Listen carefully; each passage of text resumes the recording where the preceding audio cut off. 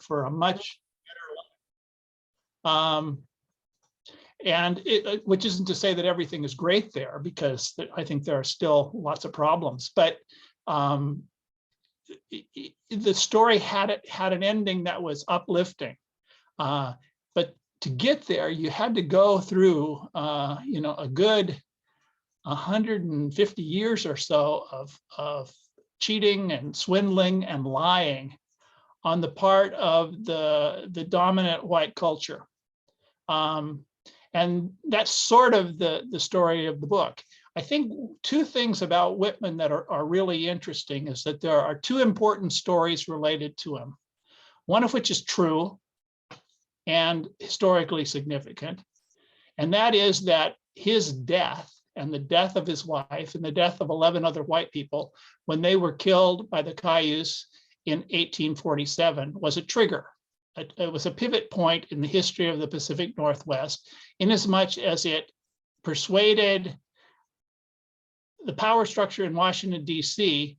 to make the Pacific Northwest, the Oregon Country, an official territory of the United States, and set in motion very quickly the process of that region becoming Oregon, Washington, and Idaho. And Whitman didn't do it because he was a really good missionary, because he wasn't. He did it because his death shocked people who were in the power structure in Washington into doing something to stave off what they fear would be more attacks on white people by Indians. And that set in motion the creation of Oregon, Washington, and Idaho. So, but the second story about Whitman, which is really fills most of my book, happened when he was long dead and moldering in the grave. 20 years after he was dead, the Reverend Henry Spalding, a colleague of Marcus and Narcissa Whitman, who had a strange and tormented relationship with them, while they were alive, he made their lives miserable, as Narcissa said in a couple letters to her father. But once they were dead, for reasons that are complicated, because Spalding's a very complicated historical figure, he turned them into heroes, legends, larger than life myths. And Spalding had this ability, not unlike our most recent last president, Donald Trump, to intuit what people wanted to hear, to plug into people's desire for a simple, hero-driven, action-packed, God-ordained story that explained complicated history in a simple way. And Spalding made up the story that Whitman rushed to Washington, D.C. on a horse in the middle of the winter, burst into the White House and persuaded the president and the rest of the US government to save the Pacific Northwest from a British, Catholic, and Indian plot to take it all away. The plot didn't exist. Almost all of the elements to the story were fictional, but the story had this almost magical appeal to white Protestants who ran the country at the time and still sort of do. And the US Congress in 1871, the Senate and then the House, they reprinted Spalding's Pack of Lies about what happened in the Pacific Northwest. And once they reprinted it and gave it the imprimatur, the credibility of the federal government, people who write history books, most of them lived in Boston, Chicago, New York City, Washington, D.C., they reprinted Spalding's fiction as the authentic history of the Pacific Northwest. And that began in the 1880s. And by the late 1880s, virtually every history book in the country had the story. And it was being taught to high school kids, college kids. What the New York university did a poll of who were the most eminent explorers in the history of the United States. They did this around 1899, 1900. And Marcus Whitman outranked Meriwether Lewis, Sam Houston. And then the whole lie fell apart, at least on the East Coast, when a Yale University professor debunked it, along with the help of William Marshall, was a high school principal in Chicago. They debunked it very thoroughly, and it's still the gold standard for sussing out Spalding's lies.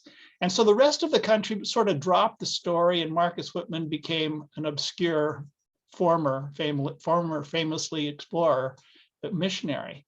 But in the Pacific Northwest, driven by Whitman College, by Stephen Penrose, the president of Whitman College, and by the desire of hometown boosters to have a hero, again, a hero who was, simple action packed and ordained by Almighty God, they clung to the Whitman story, and it stayed part of the curriculum in Oregon and Washington, at least into the 1960s and into the 1970s as well for many people. And that's the heart of my book, except that the one thing that is, I think, most interesting from the point of view of tribal people and the Cayuse, the Walla Walla, and the Umatilla, is that when Marcus Whitman was murdered, when he was killed in 1847, what he was a failed missionary. He had managed to convert two people, baptize two people in his 11 years of work. And he had antagonized the Cayuse. And he was not regarded by the American Board of Commissioners for Foreign Missionaries in Boston, the outfit that had sent him to the West, as a notable or even relatively notable missionary. When he died, it was, they noted that he was killed and that it was an important historical turning point because of his death, but they never claimed that he was a great hero. And the Cayuse, particularly, they did not kill a great hero. It was only 20 years later when Spalding basically lied and said that Whitman was a great hero, that the Cayuse were stuck in this very strange historical position of having murdered someone who really didn't exist, and they were blamed for it. And they lived with this political and publicity obloquy in the Pacific Northwest for many decades, well into the end of the 20th century. I found quotes in the Seattle Times from eminent professors of history at the University of Washington who referred to the Cayuse as fiends who killed the great Marcus Whitman and his wife. It was it's one of these things that when you tell a lie and it's believed by the vast majority of Americans, it changes reality for the people who are on the wrong end of that lie. And I think that's a particularly interesting point that I try to make in the book. All right, so I'll stop jabbering and open it up. Okay, thank you very much. Nice intro. Has anybody bothered to write a melodrama about the two couples and their journey across the country and the relationship between the Spaldings and the Whitmans? It's yes. A soap opera. Well, there was one film made. It was a religious, produced by a church, and it basically repeated the white ethnocentric story about their nobility. That's the only film I've seen.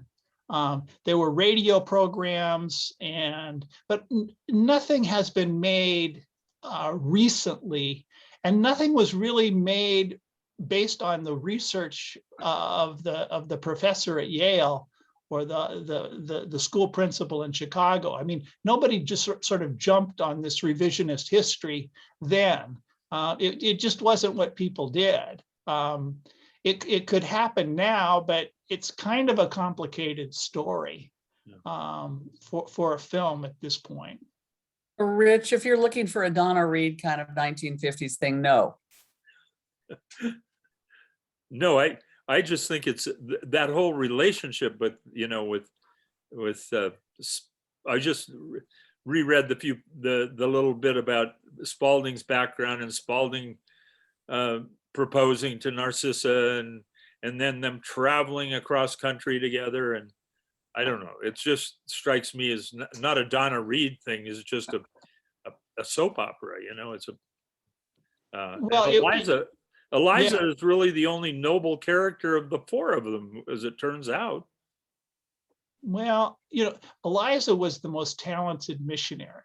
She was the most talented linguist. She was empathetic based on many of the accounts and the Nez Perce people liked her. They learned from her and she listened to them. And, also I think Spalding was a fabulist, a liar, a propagandist, and many other things. But he also had a bit of the ability to be more sympathetic to the Nez Perce where they were emotionally, intellectually. And he did not demand that they jump through all these complicated Calvinist hoops before he would allow them to enter the church and call themselves Christians. He baptized thousands, I think, of Nez Perce. He converted them, and the as Alvin Josephy writes in his book, there really were a lot of Nez Perce people who became heartfelt converted Christians and who passed that on to their children and their children's children. Blaine, I would just suggest that we be real careful because the Spalding service was interrupted, as you well know, after the killing of the Whitmans. And the people who've probably had the most pivotal role in conversion along the Clearwater River are more likely Sue and Kate Macbeth, for their long tenure. And the history there of those two women is a pretty remarkable one. I think it's really important not to make gross generalizations about this, in part because there were some very devout Cayuse people. Esticas, who was an old man at the Treaty Council, who is an ancestor of mine and many people here on the Umatilla Reservation, was written about by pioneers on the so-called Oregon Trail. He was called Old Cricky. He was very devout. And there are writings about his ministrations of faith in his language with witnesses amongst the pioneer families or settler families. The difference, and there were other women who were given gifts by Mrs. Whitman and later other oral histories in our community. The difference is the Whitmans did not baptize any Cayuse. And because of the proximity to Fort Nez Perces, the Oblate Jesuit priests would line you up and baptize you even if you didn't plan to be in the line. Right. So were other opportunities to be baptized. The Whitmans were not ones to promote that experience. And Spalding, as you said, Blaine, did baptize a lot more people, but his tenure was more short-lived, and the Macbeths took up that practice, and I think were much more popular and much more successful. Just to be clear, Spalding you may have found him more sympathetic, but there were experiences where he whipped Indians and an experience where Indians whipped him. So there was plenty of nastiness to go around.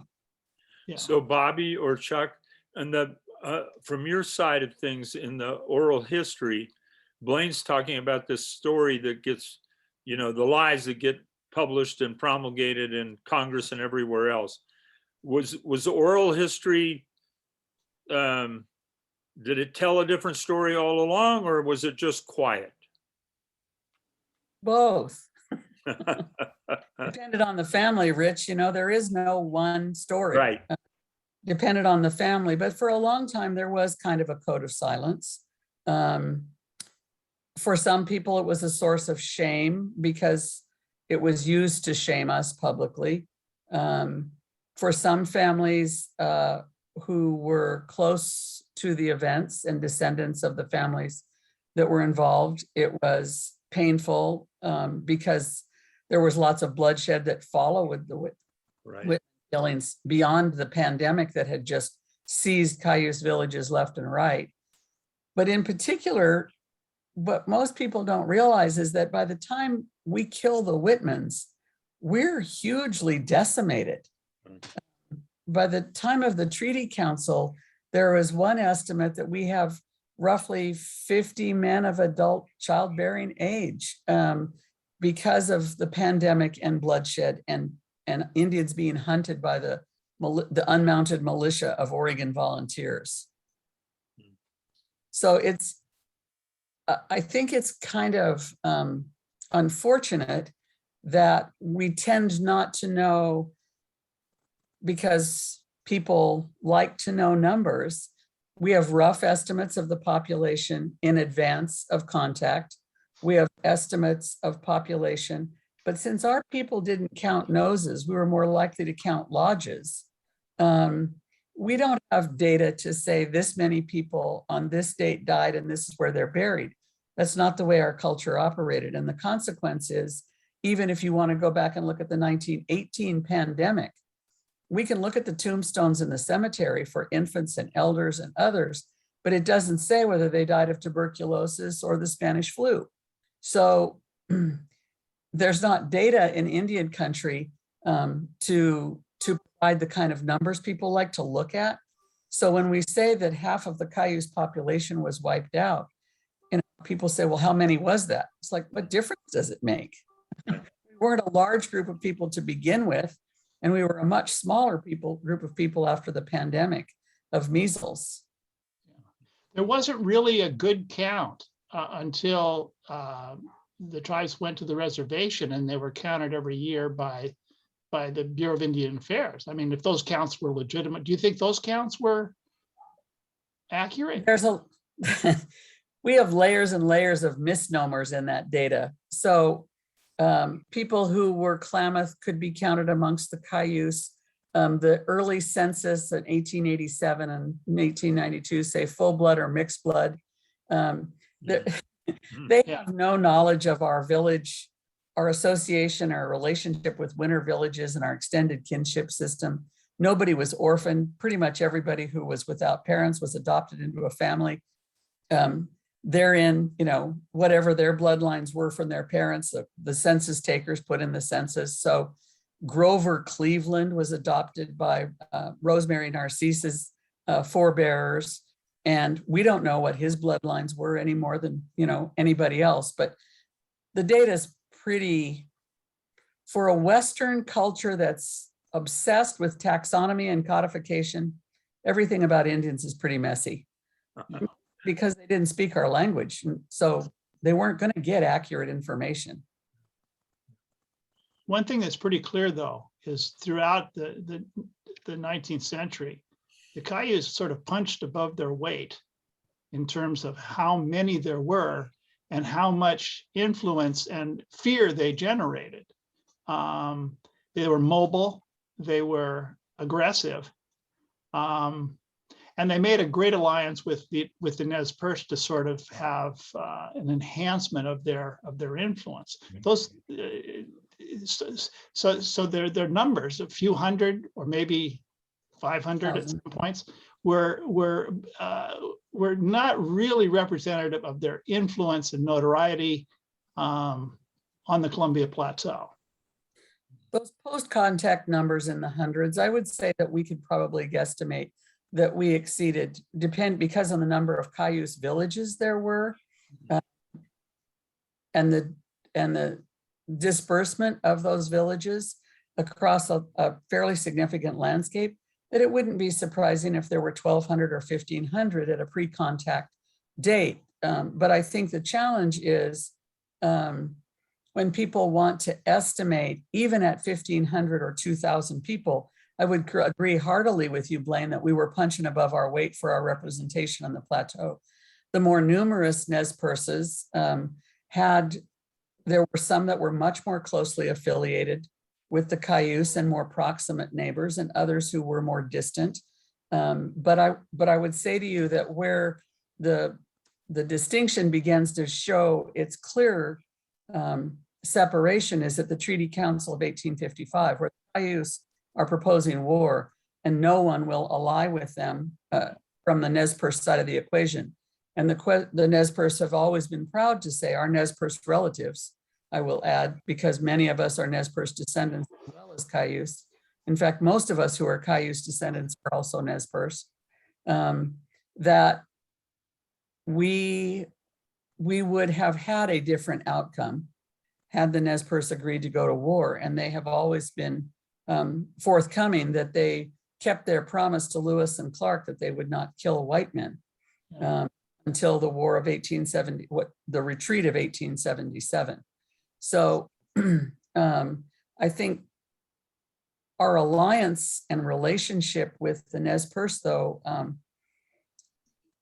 while it was explored deeply by Alvin Josephy and a few others, it's important to recognize that we marry up and down the river. So we're also closely related to many at Yakima, many at Warm Springs, many at Colville, and the Bitterroot Salish country, as well as in the Crow country, because we don't marry close relatives, unlike the Europeans who came here who married their first cousins. I'm reading a book, Surviving Genocide by the professor from U of O. And one of the themes of that book is how Indian tribes, and the first volume is just from the East Coast to the Mississippi, but how as tribes are decimated by disease or by war or whatever, they ally with and adopt and pick up with other tribes and other tribal peoples, and their population bounces back up again. You know, it's pretty interesting that, so it would have happened here as well. You know, are there any, Alan Pinkham says, well, Lewis and Clark said there were 6,000 or 7,000 Nez Perce, he said, but they don't take into account the pandemic of the 1780s. And whether you see very little about that. And he says, I think there were 20,000, but again, there are records of numerous villages. And we know that the pandemic, that the disease came in from the ocean and ravished the Willamette Valley tribes. And it came in the 1780s along the fur trade trail, right? But it had come to the Mandan villages in North Dakota in the 1730s, where they were engaged in international trade. So there's the possibility, because of course Indians did go over the mountains and were their own explorers, right, that we had the effects of other ravages of disease from elsewhere. It may not have been in the same kind of numbers that the measles pandemic was, but there's no reason to believe that because we were willing and frequent travelers to buffalo country, there's no reason to think that we might not have brought back disease. Right. Yeah. I think the funny thing about wanting to know numbers, and Chuck and David can talk about this more, but when people say, I want to talk about the Bering Strait and how long we've been here, I said, what difference does it make? We've been here longer than anybody else. It's undisputed. We've been here the longest.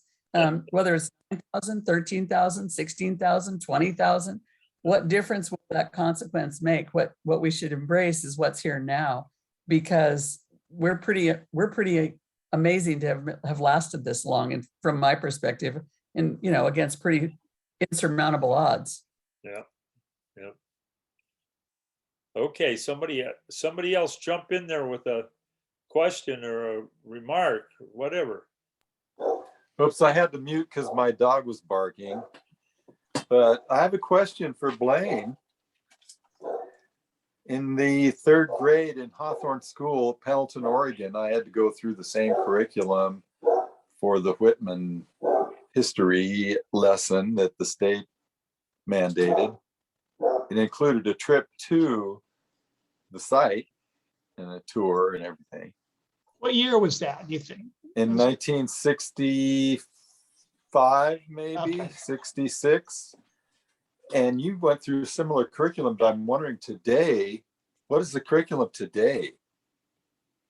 Well, regarding I'm the actually, I know about that because when this book came out, I got 36 emails in one day from an 8th grade class in Bellingham. And it's very unusual to get 36 emails on from kids in one day. And what had happened is that there's a teacher there, a really good teacher, who teaches Washington State history, which I think is required for 8th graders in the state of Washington. And they were examining the Whitman story when they heard about this book, and they got it, and he read much of it to them.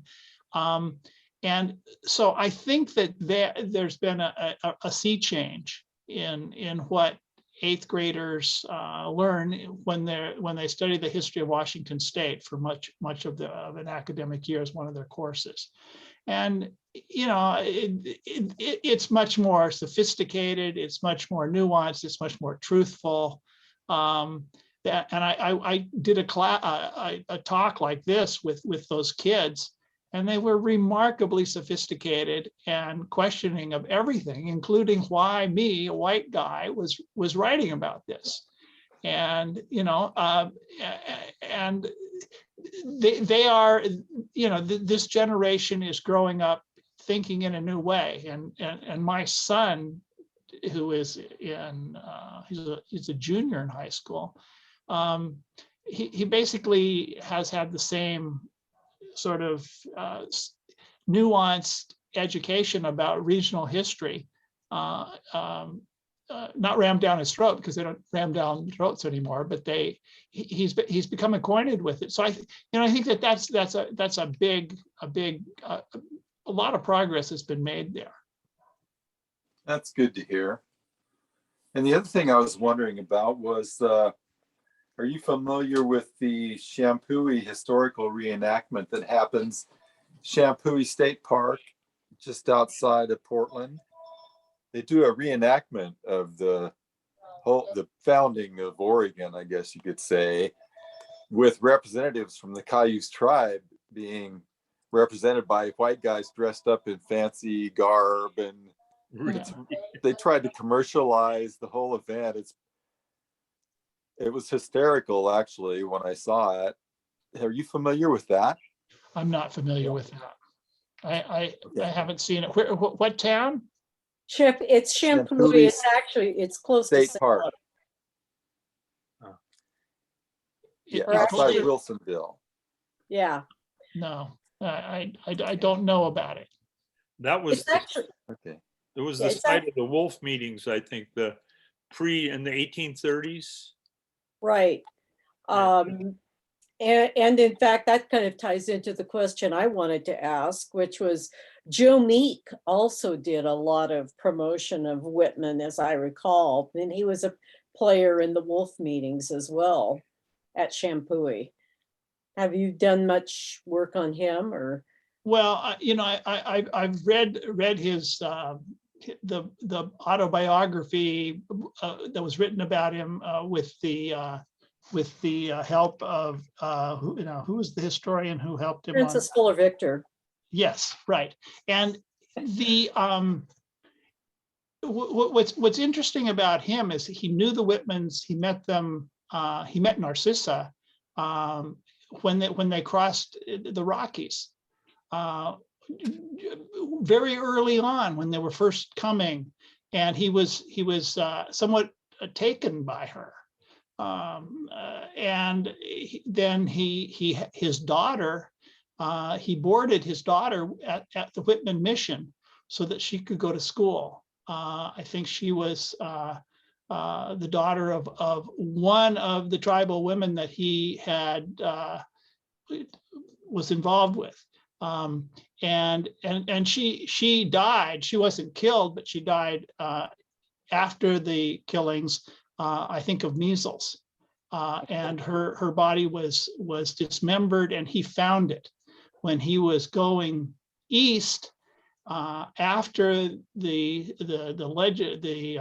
makeshift legislature in the Willamette Valley. They decided to send Meek back as their representative to Washington, D.C. to help persuade Congress to get off the duff and make this a territory of the United States.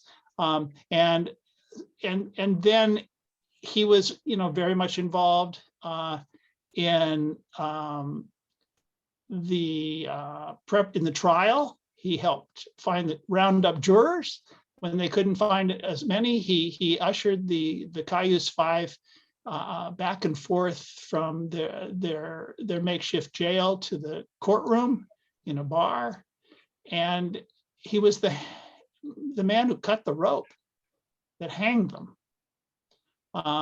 So he was really kind of like Zelig. He was everywhere in the Whitman story. I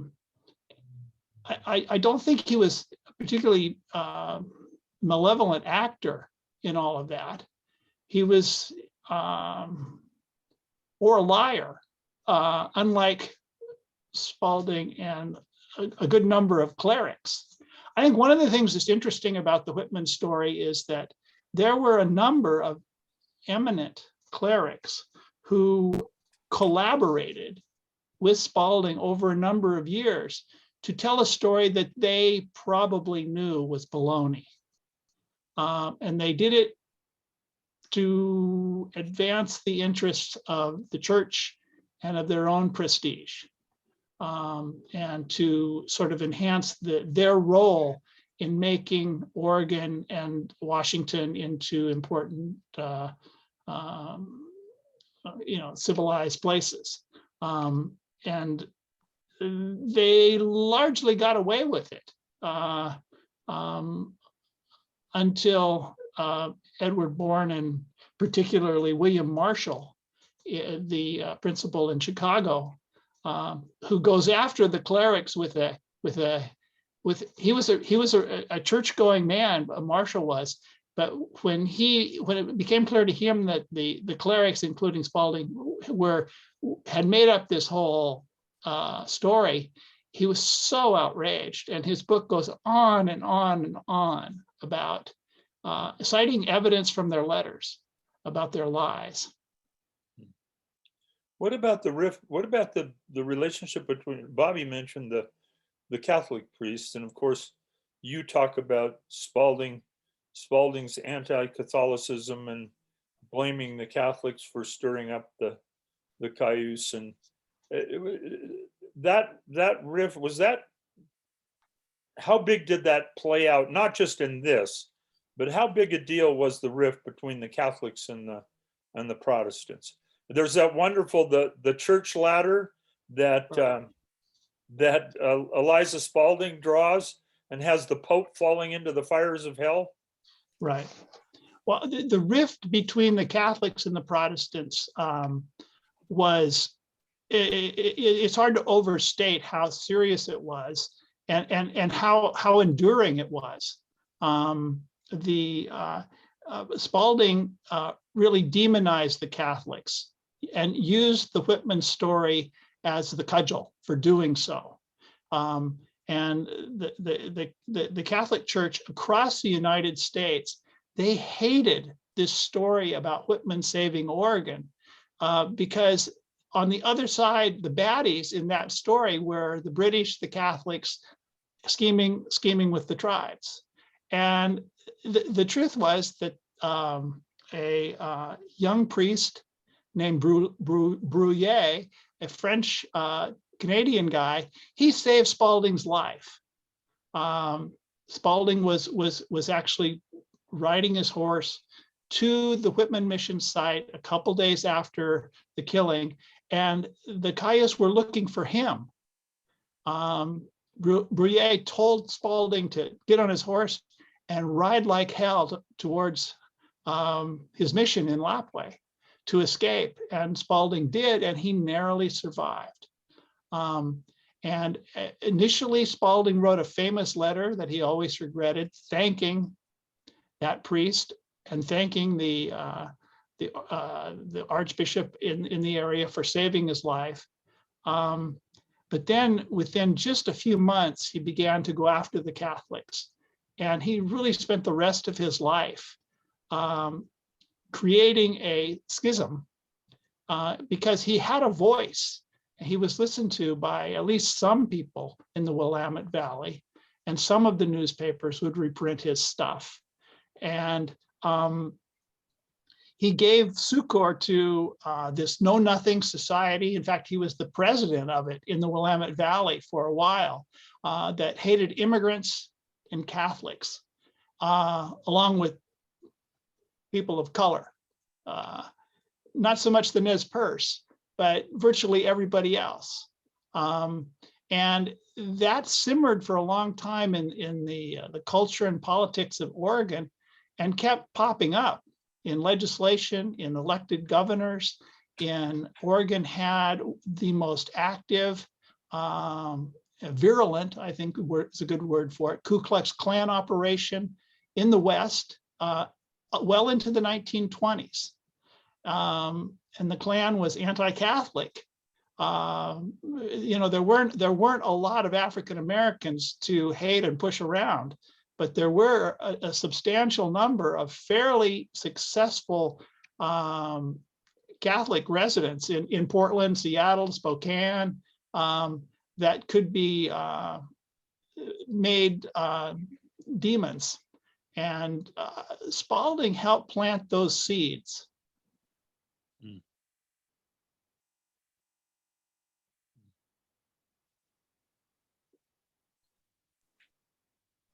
I just kept on seeing the parallels of what's happening now with what happened then and the Great Lie. Yeah. In working on the book, I think I started seriously working on this book when Donald Trump was elected. And the reading Spalding's letters and listening to and seeing his success in persuading people of the truth of his story, it really did. It did track a lot of the things that Trump would say that were nonsense, but yet had this wonderful visceral appeal to Americans who like their history, simple, action-packed, hero-driven. And there's a susceptibility, I think, in every society to that sort of thing, but particularly in the United States, where the idea of a city on a shining hill, a manifest destiny, God's chosen people, greatest country in the world. Appealing to that is, you're going to get a significant percentage of the population to support you, particularly when that population is made dizzy by a country that's increasingly non-white, and when jobs disappear for those people who don't have highly trained skills or college education. Appealing to them is relatively easy and has been throughout the country's history. Now, a book came out like a year ago, Unsettled Ground, and I haven't not read it, but is it kind of parallel with yours? I know everybody writes differently, but Yeah. is the gist the same? No. The author of that book, unfortunately, has died. And she should be here to talk about her book. It's a shame. In fact, she would probably be talking about the book in next month when I go to Whitman College and to the CTUIR. So, it is a shame. So I have to say, Unsettled Ground is different in its orientation. It certainly is not review of the Spaldings and the relationship to the myth. She unpacks carefully in her book a lot of the myth making pieces. So the artwork of Paul Kane, the alleged blonde lock of hair of Narcissa Whitman, the art that turns Narcissa and Marcus into who they become in the martyred sort of past. But she dissects the story differently and does not involve the counterparts at the Spalding mission in any way that Blaine brings them to bear into this story. Okay. And I also, Spalding's story, it was because it was popularized and given legitimacy by the US government, it was picked up and actually reprinted in a very influential book published by, Houghton Mifflin in Boston, as part of their series, a prestigious series of books about how the country was made. And the author of that book was a really slipshod scholar who reprinted Spalding's lies. But the book had this imprimatur of scholarship. It was reviewed well by all the right people in the East Coast. It was in virtually every university and major city library in the country. And the big influence it had for Whitman College and for the perpetuation of the Whitman lie for another generation, actually 3 more generations, was that Stephen Penrose, who was this young president of Whitman College in the 1890s, he was appointed because he would work for free and because he was full of energy and he was from a good family, and he went to Williams College, which Whitman College always patterned itself after. But he knew nothing really about the history of the Pacific Northwest until he walked into the Whitman College library and picked up this book, this garbage book, and said, "This is the story that will save the school." And he boiled that story down to a 7-page pamphlet. And he had because he had a theological background, he basically turned Whitman into a Christ-like figure who gave his blood that the Pacific Northwest could live. And that was the very essence of the story that he told in his pamphlet, and that he told in hundreds of communities across the Midwest and the East Coast. And he hired a young missionary woman, a middle-aged missionary woman named Virginia Docks, who was an even more spellbinding talker than he was, to continue that story. And they used Whitman as this Christ of missionaries who gave his blood to raise money for the college. And it worked like nobody's business. Whitman College went from near collapse in 1895, 1896, to within a decade, it had a bunch of new brick buildings, and it was well on its way to become what it is now. Probably the best private college in Washington State and maybe in the Pacific Northwest. And Penrose never really gave up on that story. And he was in office for 40 years. He was president of Whitman College for 40 years, and well into the 1940s. And he clung to the story. He organized and wrote the scripts for these pageants that were held in Walla Walla, where tens of thousands of people from Portland, Seattle, and Spokane would come to learn 20, 30, 40 years after the story had been debunked, how Whitman had saved the Pacific Northwest. And so he continued the story, gave it legs and legitimacy, a sort of intellectual polish that went across very well. I mean, Whitman College was by then, a good college, and the president was saying it must be true. And there was a gross failure on the part of the media in the Pacific Northwest, particularly those not called the Oregonian, to buy this story and not be critical of it. And so they got away with it.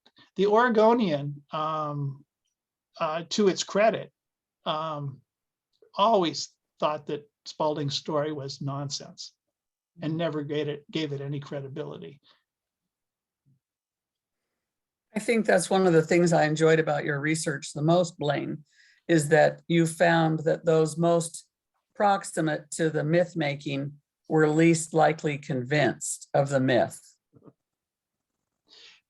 It's true. I mean, those who were close to Spalding, who knew him, one editor who had dealings with him, I think he was the editor of the newspaper in Salem, he said in the 1870s that Spalding is crazy on the subject of Catholics, and he's crazy on everything else too. Which you know, it was more or less true. And so he did not get good press in the Pacific Northwest. It's sort of a strange thing. So the farther he traveled east, Chicago, New York, Washington, and then Boston, the more he was believed, because by then he was an elderly man with a big beard. He really had survived the hard knocks of missionary life in the West, and he was a man of God. And so people thought, well, you know, this is the man who must be telling us the truth about what went on out West. Somebody on the chat box asked about a Jane Kirkpatrick book about the daughter of the Spaldings who served as an interpreter during, yeah. I don't know about it. So Jane writes fiction. Right. Based on history, Right. historically inspired fiction. She has what, 14 books now or something? Oh, yeah. Oh, wow. So among the 47 hostages taken at the mission the day after the killings that were later released to Peter Skeen Ogden in December, Eliza Spalding's daughter was among them. Okay. With the Sagard girls who lost their brothers. Their brothers were among the males who were killed on November 29th. Okay. So that's the germ of the story that she writes a novel with. Okay. Okay. Yeah, I thought, this is Jean McConaughey. I wrote that comment. I felt like she always does a lot of research, and I felt like it was pretty eye-opening as far as the differences between the Whitmans and the Spaldings. And then it talked a lot about, you know, what her life was like afterwards and where she lived in, I think, Brownsville, Oregon. It just took a different slant on the whole thing as how it affected that young girl. And she was the interpreter because she had learned different languages by having, you know, her parents learned the language of the Nez Perce, and so she had that role to play in being an interpreter at 14 during I think it's interesting that some of the survivors, the young girls who survived the killings, they were present, and some of them were involved in the trial in 1850. Mm-hmm. And they were witnesses for a grand jury prior to the public trial, but they weren't called as witnesses by the prosecution. And in a very good book about the trial in Oregon City, the writer says that the judge and the prosecutor didn't want to hear from these young women who had Spalding's daughter particularly spoke the language. They had real information, and they also had some empathy for the point of view of the Cayuse. And the prosecutor particularly and the judge didn't want to allow that to be part of the trial. Right. Right. What was the name of that book, Blaine? I've got it. You're talking about Ronald Lansing Juggernaut? Yes, yes, yeah. Thank you, Um, Bobby. Professor really- Lansing recently passed away. Yeah, I spoke to him 2 summers ago, and he was not well. But it's a terrific book. By far the best book about the subject of the trial. There's some news that I learned from Bobby that I've been confirming in the past few days, because I'm writing a new epilogue to the book, and I'm also writing a piece for the Washington Post. But I think you'd be interested in hearing these tidbits that have happened in the past year. And I think that there's been the Associated Press wrote a national feature story about what it called a year of a reappraisal of Whitman and the whole Whitman legacy. And a number of things have happened since spring that I think I'll just sort of enumerate, and I think it's a subject that we could talk about. One, of course, is that the Washington State Legislature decided to replace Marcus Whitman with Billy Frank Jr., a member of the Nisqually tribe who was arrested more than 50 times during his life for fighting for fishing rights, legally protected fishing rights, and for treaty rights under federal law. And so in the next 2 years, it's going to take that long. I've just found out in the past couple of days to make a new statue before Whitman is replaced, but that's going to happen. And what's interesting is that the statue of Whitman that is in the U.S. Capitol, Hall of Statuaries right now, it did not go there until 53 years after the Whitman story was thoroughly debunked by Yale University and by a number of other people. But the Pacific Northwest, they didn't want to listen to that debunking business, so they sent their hero there anyhow, and he's been there for 68 years. And so he'll probably be gone in a couple of years. So that's a very big development. But there are several others. And I think that Bobby and Chuck Sams know about what Whitman College, which, as I've explained, they basically survived by marketing the lie about Whitman. They really have tried now to work with the reservation, to bring students in for teaching classes, field trips, and I think there's been a big change there. And the college told me that, in fact, they are now going to give 5 full scholarships to students from the Umatilla Reservation.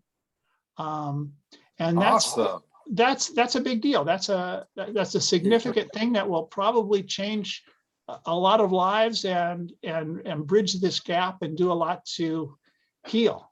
That's Chuck's recommendation that that Kathy Murray took up.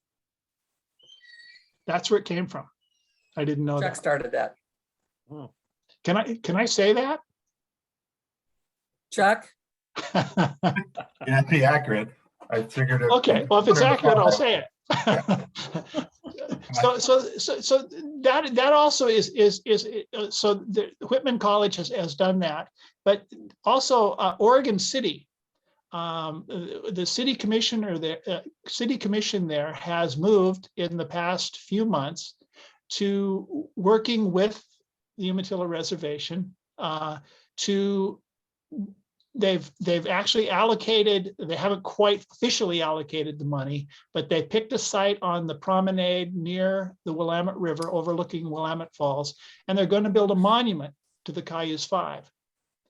Well, let's not be too premature Yeah. about talking about monuments, and those are big words, monuments, Yeah. memorials. Yeah. And That's what their paperwork says. It's not legislated through Oregon City commissioners yet, so your ink's not quite dry on that, Blaine. Yeah. Well, Be careful. they sent me paperwork that basically said what I just said. Oh, goody. The city commission hasn't approved it. It was supposed to be approved on Tuesday, I believe, but they put it off for another couple of weeks. It's been postponed, and I can tell you that there is another tribe becoming, Chuck can guess who, becoming involved, who has a problem with what they're proposing to do with us. Oh, really? Hmm. Oh, okay. But this also is something that's new. Yep, A it's significant not over change. yet. Yeah, There are no easy projects. right. I think it's great that you have a Pollyanna approach to this. I think that's exciting, but David and Chuck and I know that getting 5 tribal students through the Whitman College campus experience is a pretty unlikely scenario for easy success. Liberal arts college where there are none of their peers and Right. not very many people like them. Whitman is not a campus that is welcoming non-traditional returning adult Yeah. students. So 5 scholarships are a fantastic offer. Finding somebody who wants to exercise the opportunity for 4 straight years on the Whitman campus is going to be a challenge. Yeah. Yeah, we Nature did, of the beast. as Bobby knows, we did a similar project with Portland State University in the late 90s, early 2000s, and tried to do a cohort from the Columbia River Plateau tribes. And that was an urban college, which we thought, because it's returning students tend to be older, that it would be more successful. And it was still very hard. We ended up with no one graduating from that cohort, from that program, because the college just wasn't prepared for them. I mean, they were prepared to offer their scholarships, they were prepared to offer an advisor, but they weren't prepared to see it all the way through. Yeah. Yeah. Yeah, that's probably true. Yeah. Yeah, I'm hopeful for Willamette, or for Whitman, but as Bobby said, I think it has some very strong things to overcome, and what that will end up looking like. Yeah. yeah. I would it's be not a good surprised thing. if, has any single tribal member ever gone to Whitman College? Yeah, Bobby, Randall went there for a year, didn't he? And isn't his daughter still there? Student support. Am I right, Bobby? Oh, you're fading. I think we've lost her for a sec. Okay. We've had tribal members. I'm trying to think of anyone that I know that's from our tribes that have graduated there. My cousin Feather Sams, who's not enrolled, is a descendant. She's a graduate of Whitman. But I think that was about probably the closest that I know. Why do you think Gonzaga has had better success in educating people from the reservation? I know a Well, couple. Bobby's not on now. I'll say it's because we're Catholics. Yeah. Well, He I goes went to that other Gonzaga. church And across the highway. well, it's mostly white kids from the suburbs there too, and I don't see a lot of. I mean, it's been a long time since I was there, but it is interesting that it has had a historical role in educating at least a slice of Columbia Plateau natives people. Does anybody know the book? The book about Eliza, the first governor of Oregon and his Indian first lady. Yeah, I read it years ago, but yes. And it's written. Chuck, what's her name? She was a daughter of old Joseph, who married one of the wolf meeting participants.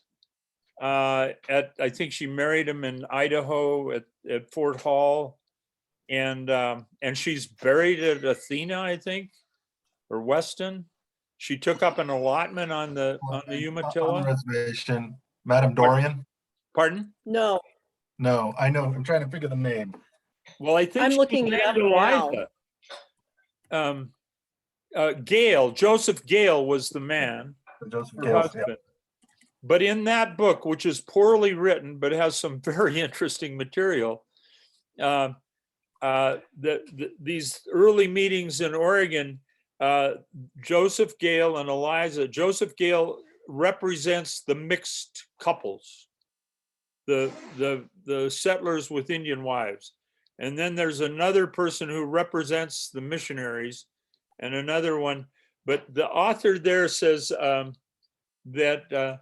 the Catholic, the Presbyterians were okay with mixed marriages, although they did not promote them. The Methodists downright outlawed them, and the Catholics promoted them. And I think if you go to the fur trade and the Métis and all that, Yeah. you know, Gonzaga is an heir to a whole different history of relations with Indians than the Protestants. Yeah, that's true. Yeah. Well, and you also have to look at the fact that John McLaughlin was Catholic and married to a native woman, Mhm. He Marguerite. Yeah.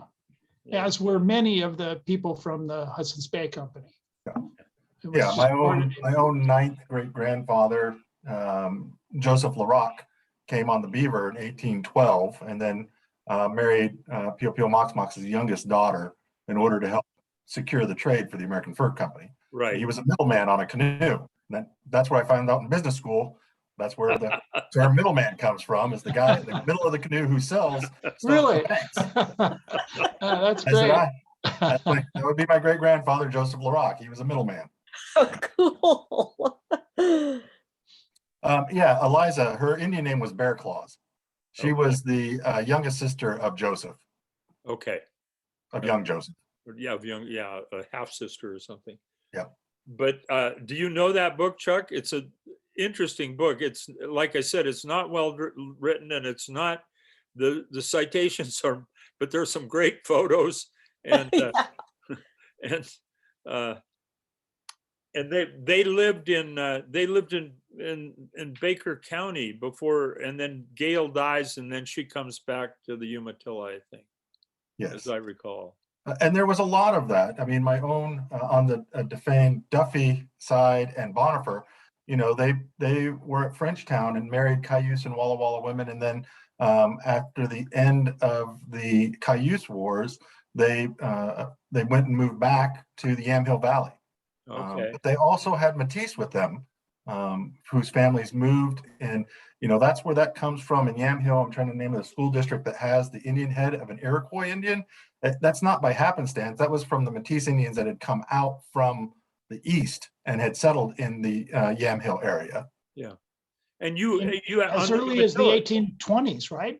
Yes. Yeah. Yes. Yeah, on the Umatilla, you had Delaware, right? And Mhm. yeah. Chuck, can I ask you, has the Senate scheduled hearings yet on your nomination? I was told today that the Senate is looking at the week of October 18th after the Columbus Day recess. Okay. Oh, that's great. That's great. Thank you for And do you know how many days it'll be?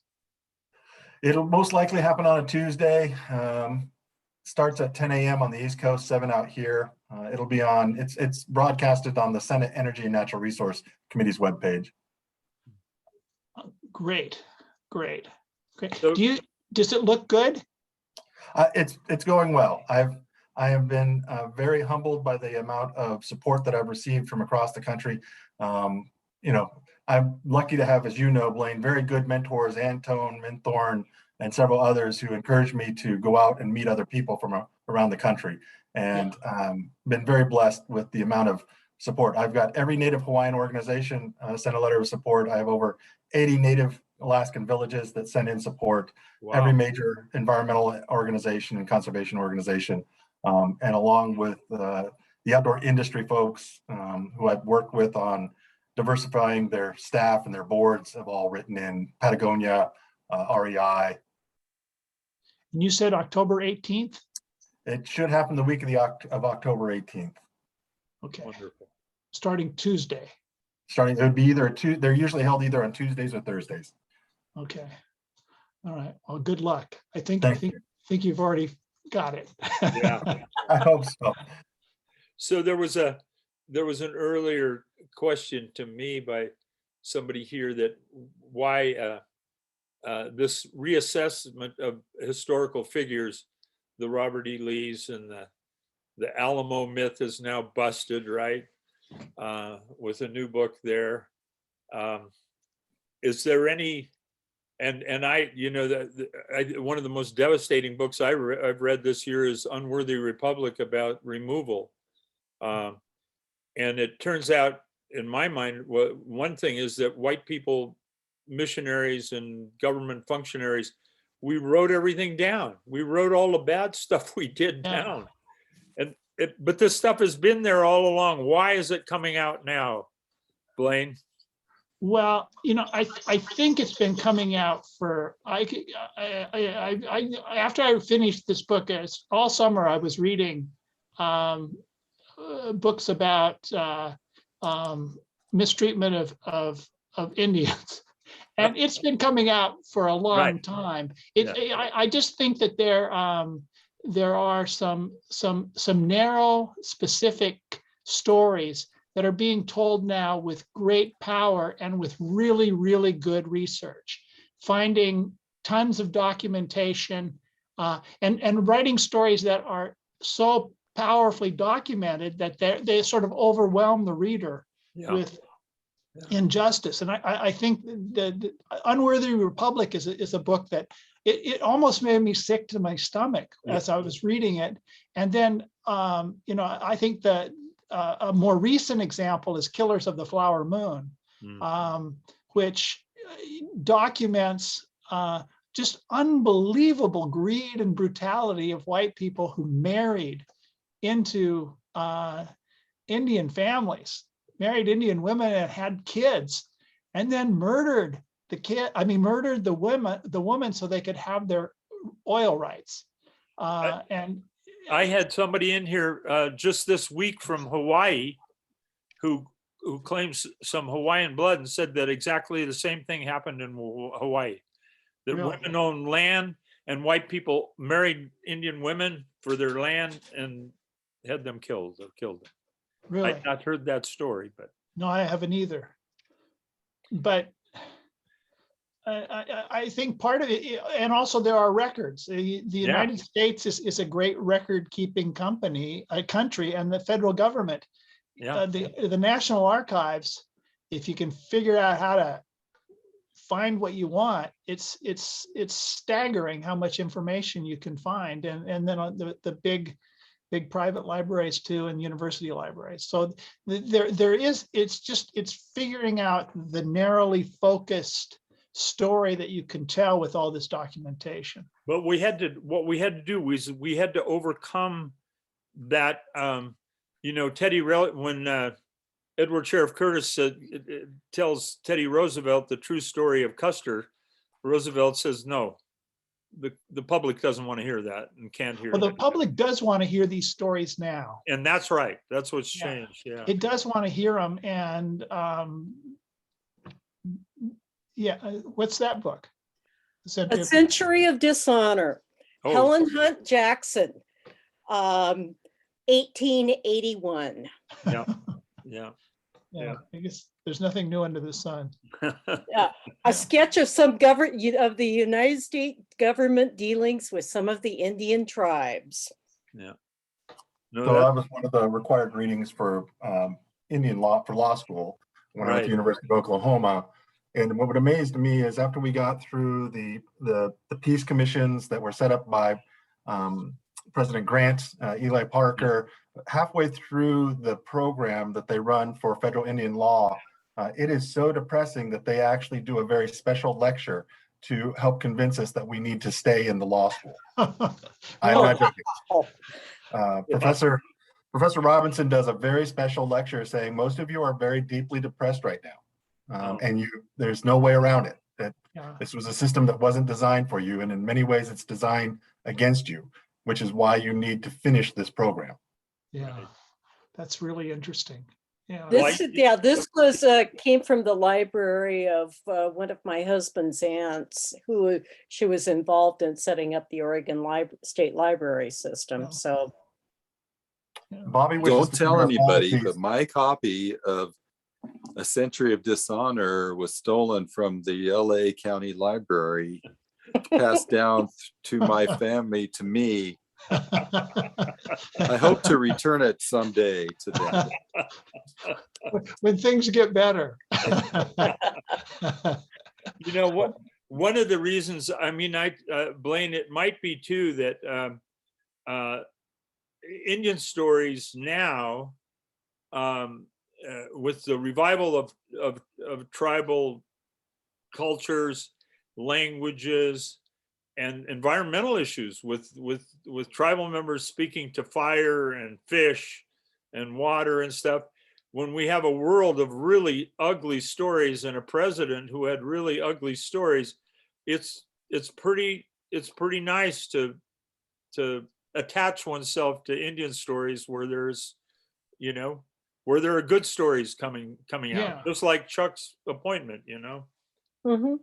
I also think we're seeing more indigenous voices Oh yeah. in literature, in genre. I mean, Stephen Graham Jones is wiping, cleaning up in horror. Seriously. Yeah. Yeah. He's been winning a number of prizes. His newest book just hit the stands, and people are running away with it. Yeah. I mean, Yeah, I Yeah, think the next really great development after the appointment of Chuck Sounds as director of the National Park Service is for Louise Erdrich to win the Nobel Prize.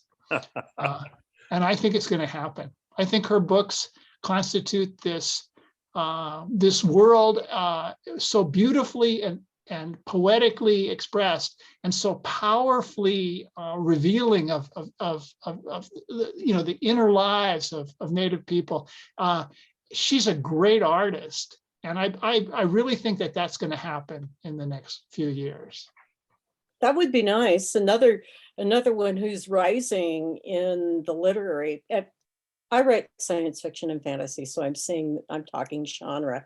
But you have people like Rebecca Roanhorse, who hit with a big splash and is now redefining a lot of the fantasy scene. But I am seeing that within the genre where we are getting indigenous voices who are yanking the dialogue and moving the field into new areas. Oh. Well, Indian writers are, I had Sherman Alexie here 30 years ago. And at that time he said, the days are past when we could only have one Indian writer de jour. Now we can have 2 or 3. And Yeah. that was 30 years ago. So now we have, I have a friend who just came back from Louise Erdrich's bookstore with a basket of books by Native writers. Yeah. Some pretty good ones. Anyway, well, we've gone almost an hour and a half, and Chuck and Bobby, thank you very much for joining in too. And Blaine, if you want to say anything more about what's going to happen next with the book, and Chuck and Blaine talk about your appearance at Temustalik, and some of us might drive over for that. That'll be on Saturday afternoon, October 16th, I believe. And then the day before at Whitman College. The truth is that to know a lot about American Indians, you have to do a lot more years of work than I've done. I know this narrow area, and I'm now really interested, but I'm not a wide-shouldered scholar in this subject, but I certainly am an enthusiastic one. One other thing I can mention is that which gives me I think it gives me more pleasure than anything else. Is I was talking to this guy Thede, who's the superintendent of the Nez Perce National Historic Park in Lapwai. And so I asked him, are you going to rewrite some of the exhibits about Henry Spalding? And maybe tell people who go to that place that Spalding made up this big lie that persuaded most of the country of a false history of the Pacific Northwest for 3 or 4 decades. And he said, yes, we are. We're gonna rewrite that. And maybe Chuck, you could see to that. But because it really is incredibly misleading and ahistorical. The position that Spalding sits in there with his grave, and so that's a good bit of news, I think, is that they are going to reevaluate and tell the truth about Spalding's diverse experiences and stories. Yeah, that's an important one. Well, my mentor in this was old Alvin Josephy, and he's been gone for 10 years now, or 15 years, but I say he gets smarter all the time. And he said that when textbooks don't lie about Indians, they just leave them out completely. and I hope we're and he did a critique of the textbooks in California in the 1970s and showed how they had left Indians out completely. Yeah. But at any rate, we're past that time, right? I hope so. We hope so. Okay. Chuck, thank you very much, and the best of luck with your confirmation hearings and the whole. That's part of the good news, is what's happening in Interior and in the Defense Department now too with Jamie. Corps of Engineers. Yeah, that's in the Defense Department though, I think. Yeah, he's the U.S. Army. He's an assistant secretary in the United States Army. Yeah. Okay. Well, thank you all very much, and the best of luck. And maybe I'll see you in at Temustalik. Okay. Thank you all. Bye bye. Thanks. Bye now.